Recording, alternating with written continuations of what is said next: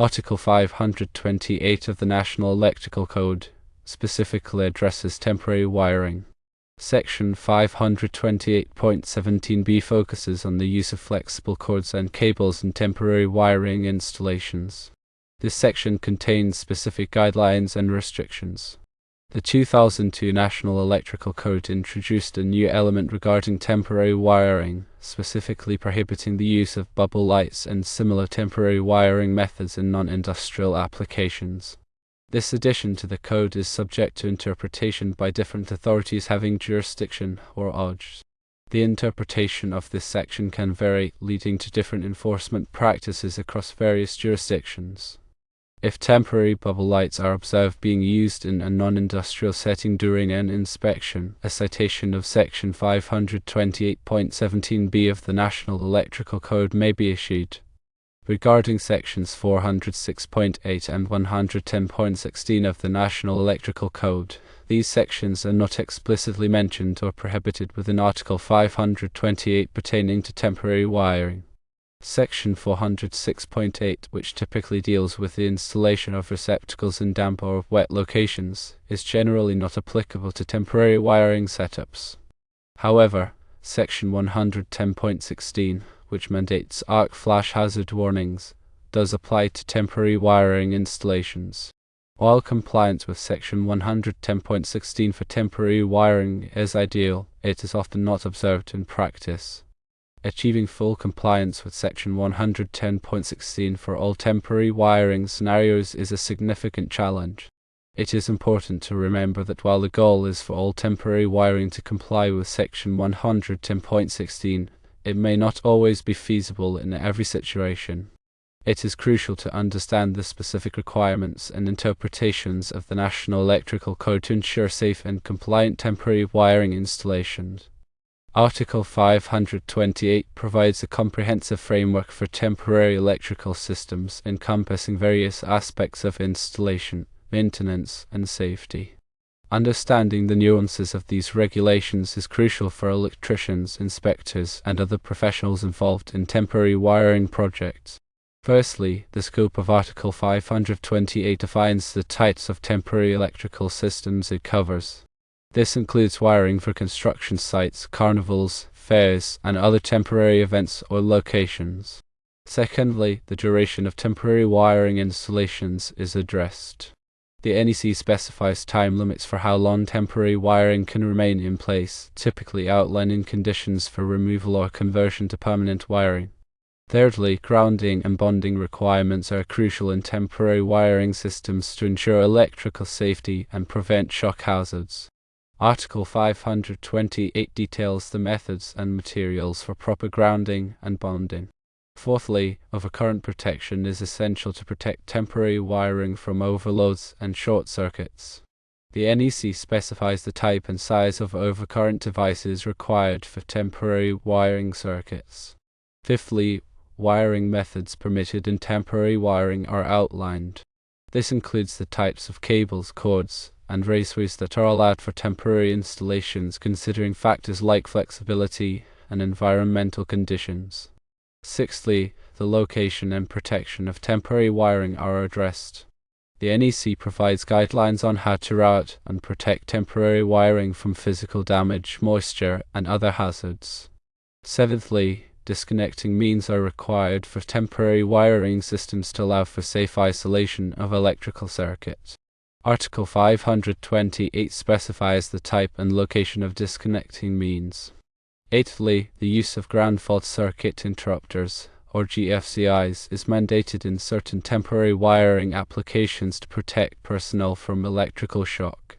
Ninthly, the inspection and testing of temporary wiring installations are crucial to verify compliance with the NEC and ensure safety. The code outlines the requirements for inspections and testing procedures. Tenthly, documentation and record keeping are important aspects of temporary wiring management.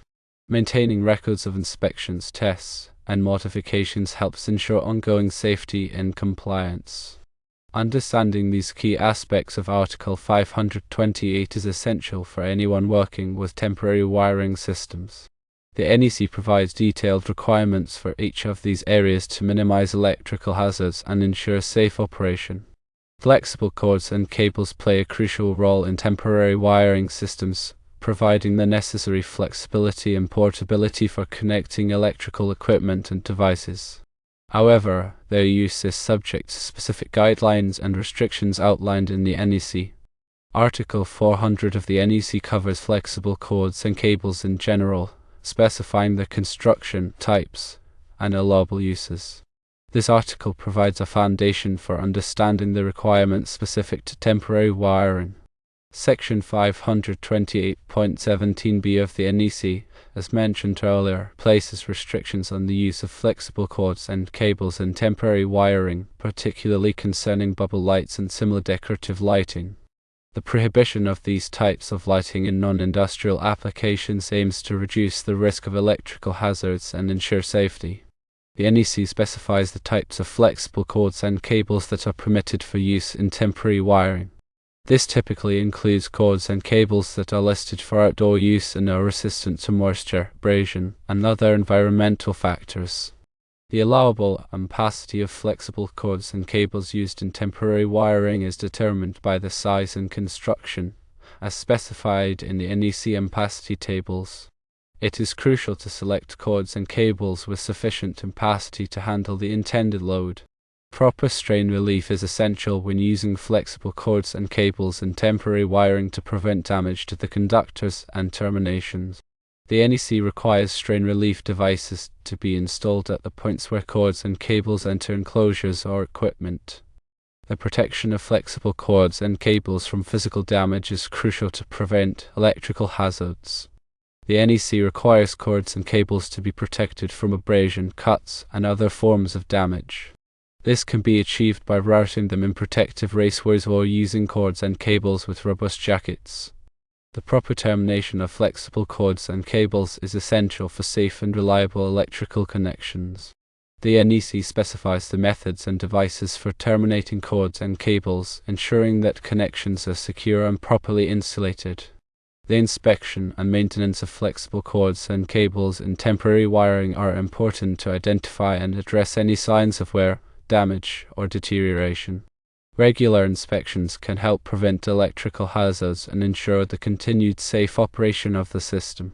Ground fault circuit interrupters, or GFCIs, are often required when using flexible cords and cables in temporary wiring, particularly in wet or damp locations. GFCIs provide protection against electrical shock by detecting ground faults and interrupting the circuit.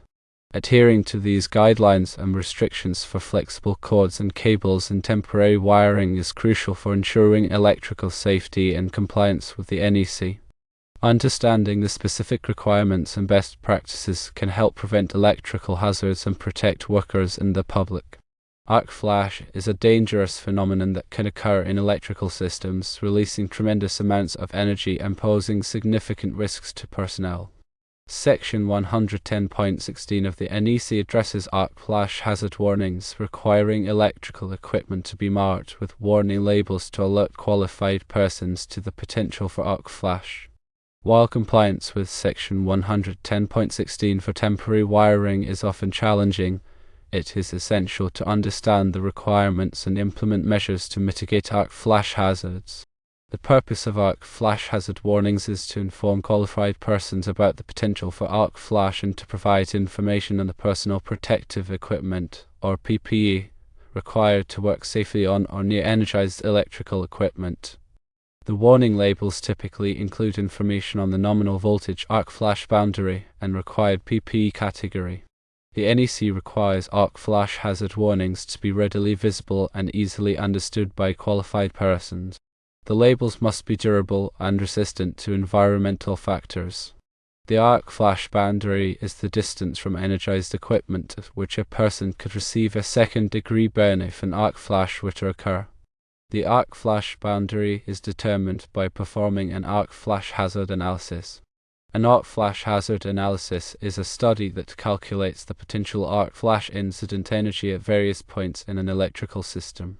The analysis takes into account factors such as voltage, fault current, and clearing time of overcurrent devices.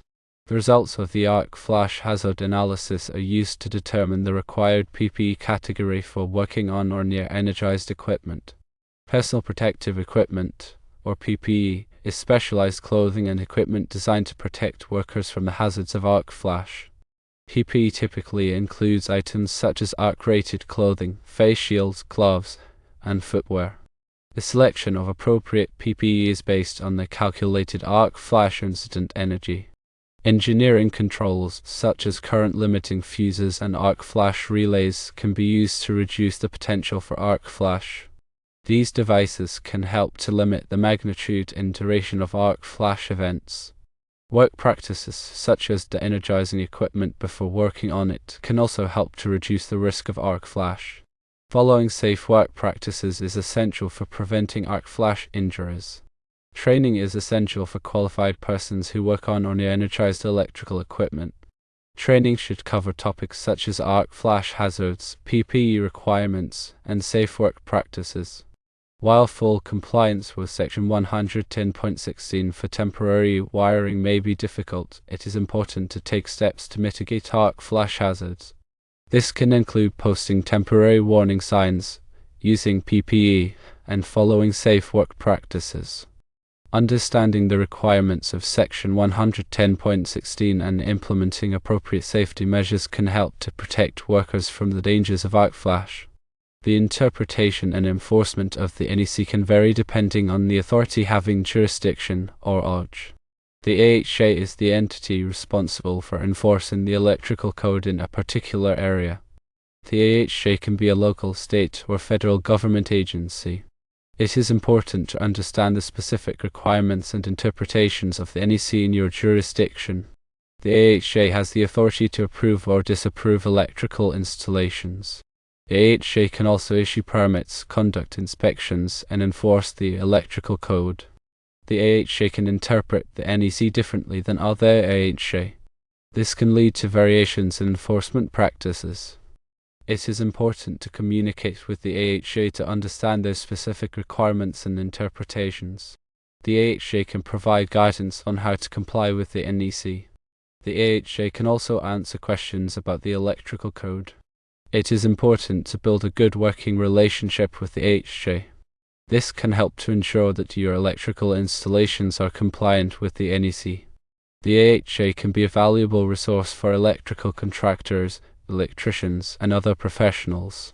The AHA can help to promote electrical safety in the community. The AHA plays a crucial role in ensuring that electrical installations are safe and compliant with the NEC. Understanding the role of the AHA and communicating with them effectively is essential for electrical professionals. The information provided is for general guidance only and should not be considered as a substitute for professional advice. Always consult with a qualified electrician or electrical engineer for specific advice on your electrical needs. The National Electrical Code is a complex and constantly evolving document. It is important to stay up to date on the latest changes and interpretations. Continuing education courses and professional development programs can help you to stay informed about the NEC. The electrical safety is a critical concern, and it is essential to follow all applicable codes and regulations to protect yourself and others from electrical hazards. By understanding the requirements of the NEC and working with qualified professionals, you can ensure the safety and reliability of your electrical systems. Remember to prioritize safety in all electrical work and to seek expert assistance when needed.